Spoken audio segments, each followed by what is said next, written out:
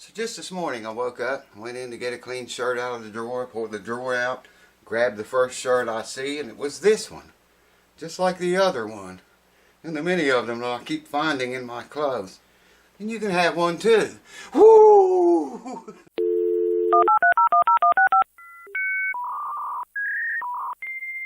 Welcome back again, folks.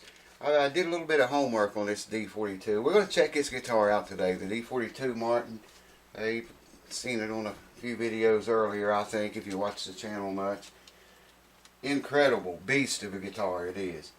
Did a little bit of homework on it. I found out it's East Indian rosewood, not Brazilian rosewood, but it's a very high grade of East Indian rosewood, probably the highest. You can buy cheap guitars with East Indian rosewood and Indian rosewood, but it's a cheaper grade. It's not the same stuff. You can bet this is the highest grade of East Indian rosewood available in 1996 when this guitar was built. It has forward shifted bracing, scalloped bracing. I explained that before. That's taking the entire bracing system and moving it forward towards the neck, opening the lower bowed up for a bigger sound, fatter, more punchy, cannony like sound. Low profile neck, abalone or ivory pearl around the top here and around the fretboard extension, around the sound hole. The guitar supposedly weighs 4 pounds and 13 ounces. It actually feels heavier than that to me, but that's what the spec said. $5,600 manufacturer retail price $7,100 to $8,350. Oh man, that's a powerful guitar. It's worth that. I mean, you know, like I've always said, all along in this channel, you get what you pay for. If you want, you know, if you're going to spend for a cheap guitar, that's what you're going to get. You shell out the bucks, you get something like this. It's just as simple as that.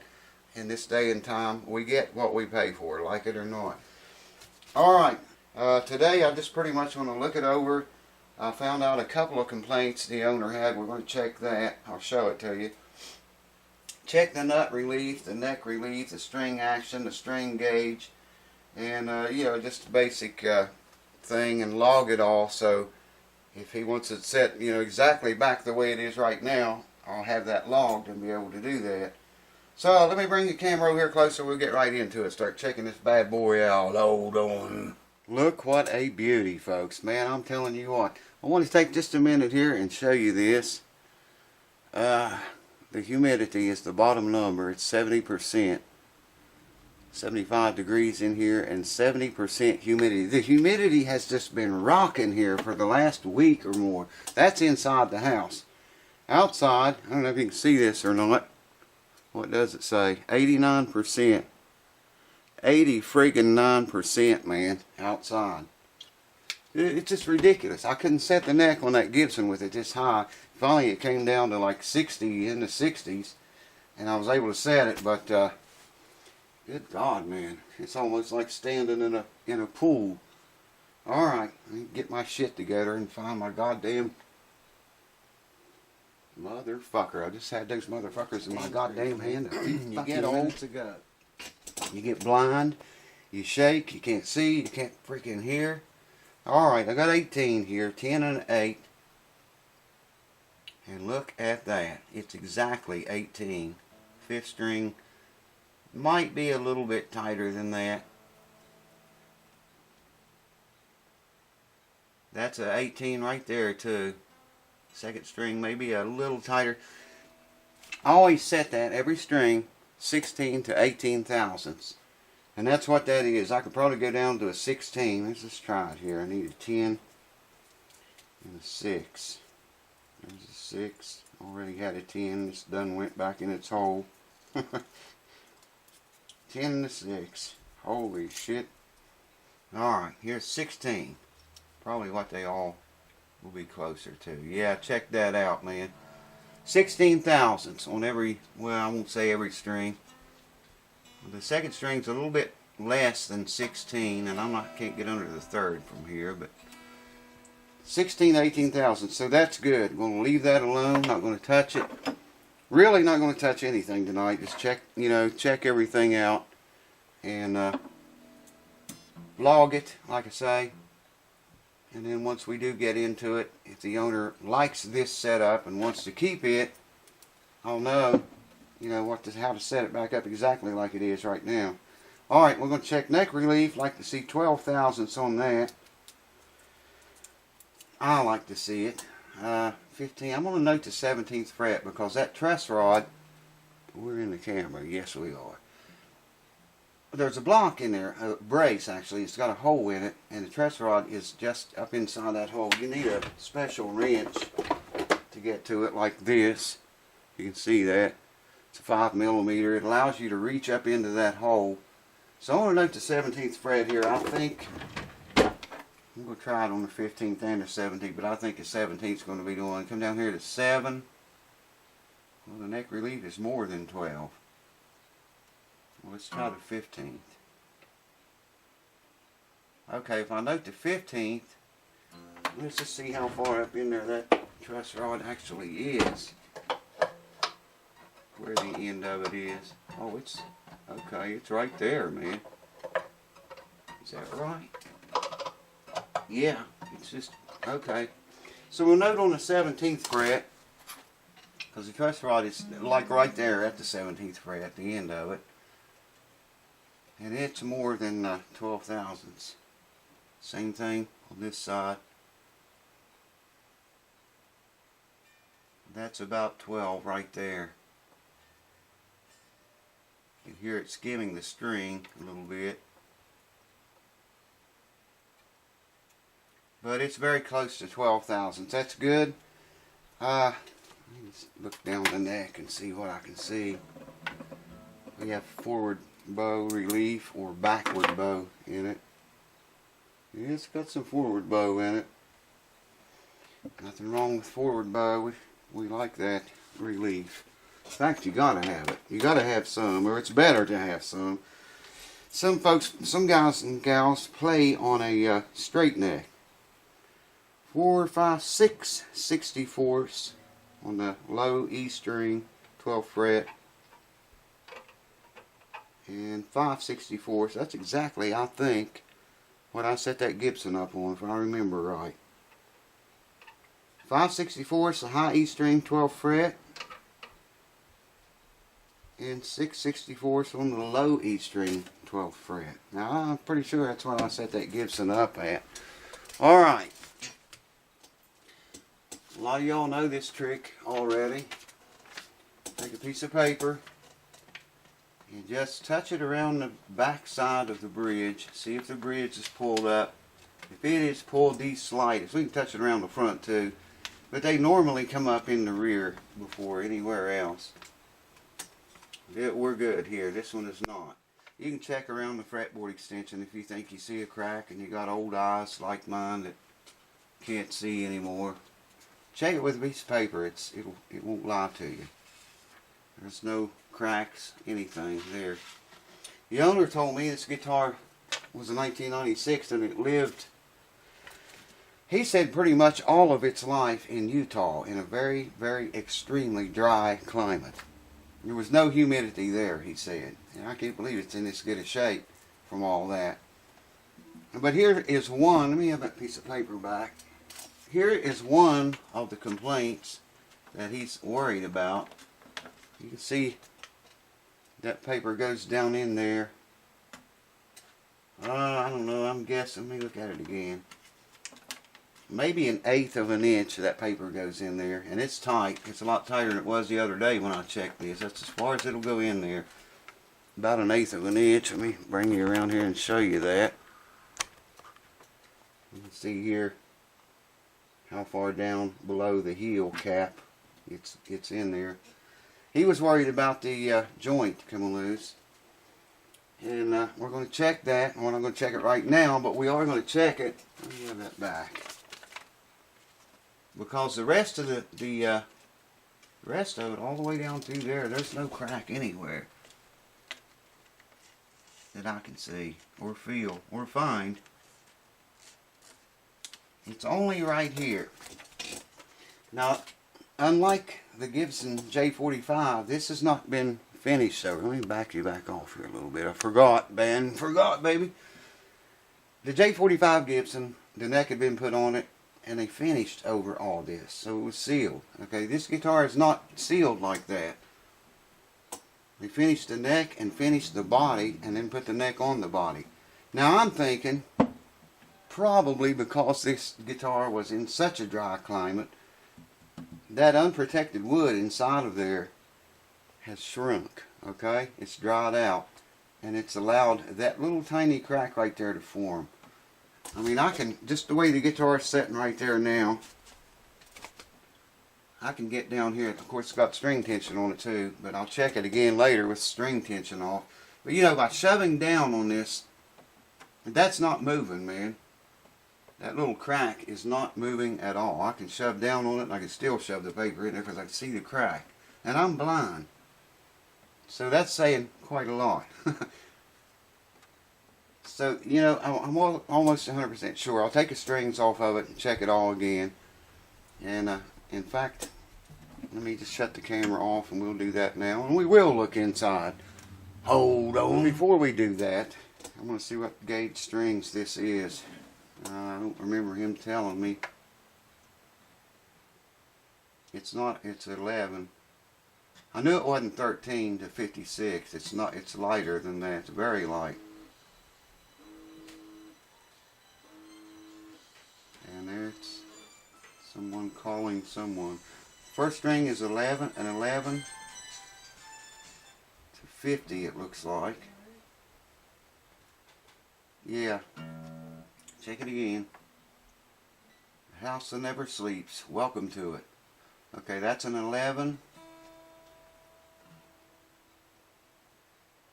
It might be a 52. It says 51 there now. 52.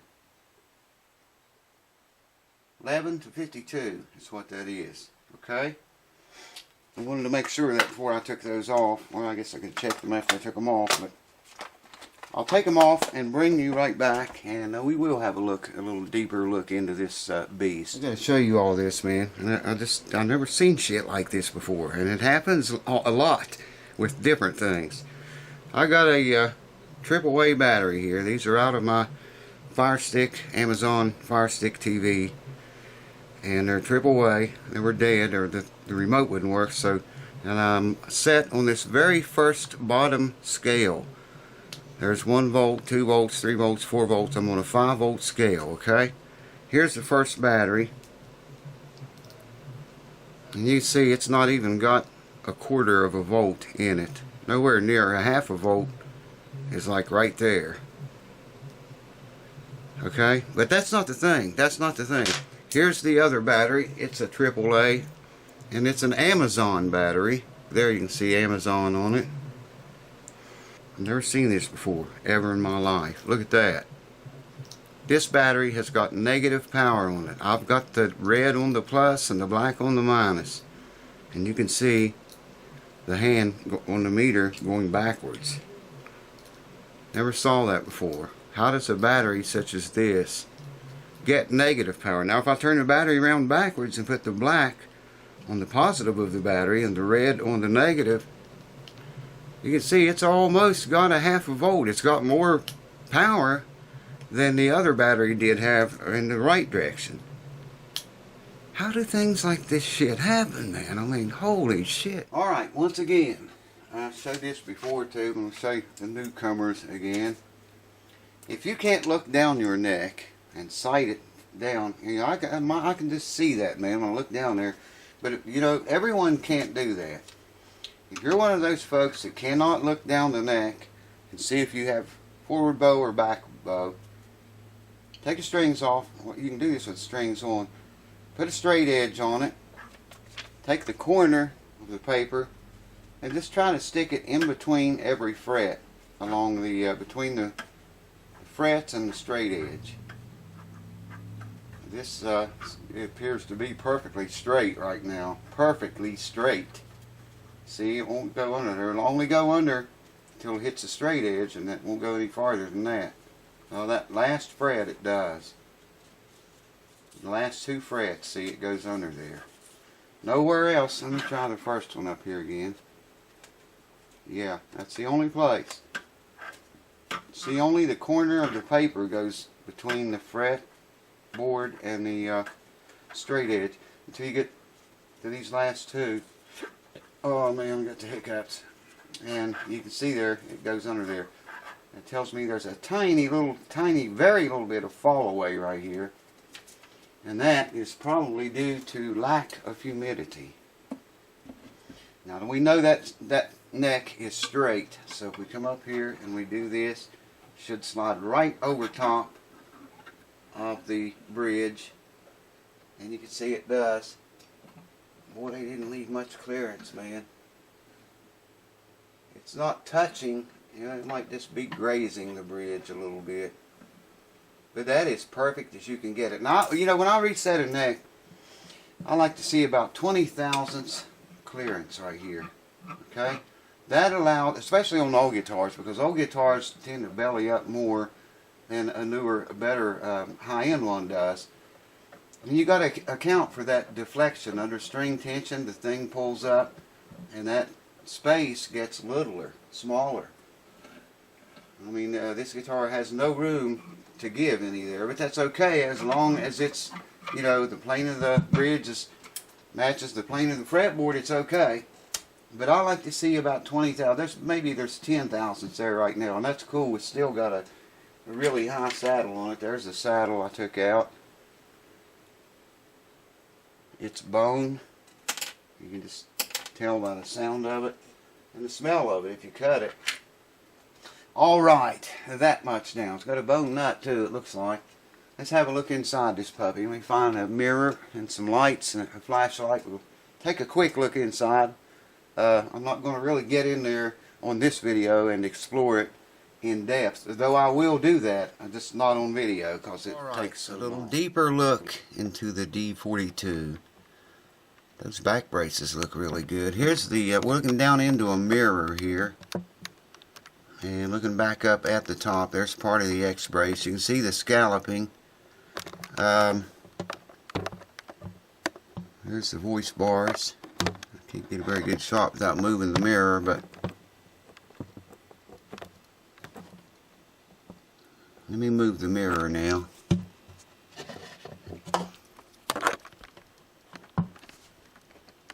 There's the bridge plate. And the X brace all looks good. Like I say, I'll take feelers gauges and get in there and see if there's any of those braces let go from the top. I'll check the bridge plate there. Let me move that mirror again. You can see those braces are scalloped, and yeah, it says it was, and it is. And the voicing bars are scalloped as well. There was what I was talking about, if you can see that. Use medium gauge or lighter strings only. That's what that says. I don't think the camera's getting that too good. Maybe, I don't know. Can't see it. Old, blind, shaky. Can't hear, can't feel. Well, they scalloped that X bracing way down, man. Thin. Alright, hold on. There's a look at the neck block. D42 and the serial number. Looking down into the mirror there, you can see the popsicle brace, the almighty popsicle brace. It looks like it's in good shape. Okay. And there's the other side of the popsicle brace. A lot of people remove those completely. Takes them out, throws them away. Here is, you can see what I'm talking about, scallop. There's the X brace, okay? And see on the end of it how they scallop that out there. Every limb on that X brace is like that. Now I think, yeah, I can see the voicing bar scalloped there as well. The finger bracing is not scalloped, okay? The X brace is, as you can see, right here. There it starts. And if you look way back in there at those voicing bars, they are also scalloped. And like I say, this guitar has forward shifted X brace, so that's going to help it big time. My light's dying. So there's you a very quick look inside and out of a very expensive Martin D42 guitar. Man, this thing is awesome. I really don't see very much that this guitar needs. I mean, like I say, I'm going to go over it with a fine-tooth comb. I'll take feeler's gauge and go in there with a mirror, and don't have to worry about the camera, and just, you know, check all of those braces, all the X-bracing extensions and the finger braces, the voicing bars, the popsicle brace up here. I'll check everything. And I'll check the ones on the back too, the back braces. Make sure there's nothing coming loose or unglued. I think the guitar might be a little dry, so what I'm going to do is take this humidification gauge. I'm just going to lay it right down inside and back in the guitar. I have a, I'll find it later. It would be a miracle if I found it right now. It'll take me 30 minutes, so I won't video that. It's a lid that goes over the sound hole. Just a plastic cover that won't absorb moisture. I'll put that over the sound hole, leave it overnight. Tomorrow I'll come back and see what the moisture content in the wood of this guitar is. I'm kind of thinking it might be low, lower than 45 to 55%. But anyways, I won't bore you to death with all that. Oh, yeah, before I do that, someone asked about this inlay on the bridge here and here, if it had screws in there. No, it does not.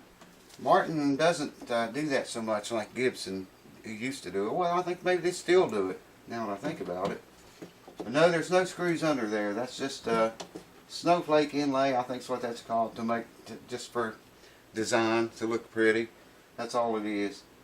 Anyways, I'll check everything out.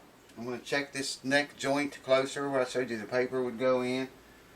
And now I have strings off of it, I can press that, and I'll get my headband bifocal thing on where I can really see.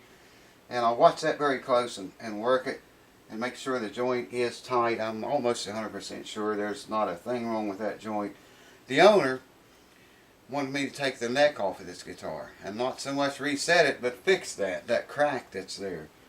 And I really don't think we need to do that. I mean, you know, if he wants me to do it, I'll do it, I guess. But I don't see any point in taking the neck off of it. That's not a problem. That, I'm nearly 100% sure is just where the guitar has lived in such a dry climate that untreated wood, unfinished wood, inside these cracks on both sides of the neck, heel, it just shrunk a little bit, you know, and that's why that little crack formed where the heel joins the body. Anyways, I'll check it all out. I'll bring you all back for the ride whenever we do whatever we're going to do to it. I would suggest a little more, actually a little less neck relief than what it had with those strings on it. And I might recommend a heavier string. A heavier string would move that top more and sound just unbelievable, man. The way like a 56 would vibrate that top compared to, what was that, a 52? Yeah, I might suggest that. Of course, that's going to pull more relief into the neck, so we'll have to adjust the truss rod for that. Anyways, I'll bring you along for the ride. I hope you enjoyed looking inside this beautiful baby beast. And I'll see you soon. Cheers to you. Peace. And cheers and tranquility. Get you a shirt. If you don't have a shirt yet, links in the thing below. Click it. 24 bucks in the lower 48 states. 27 everywhere else in the world. They go out every Monday, and you can own one of these gorgeous shirts. Hope to hear from you. Cheers. See you soon.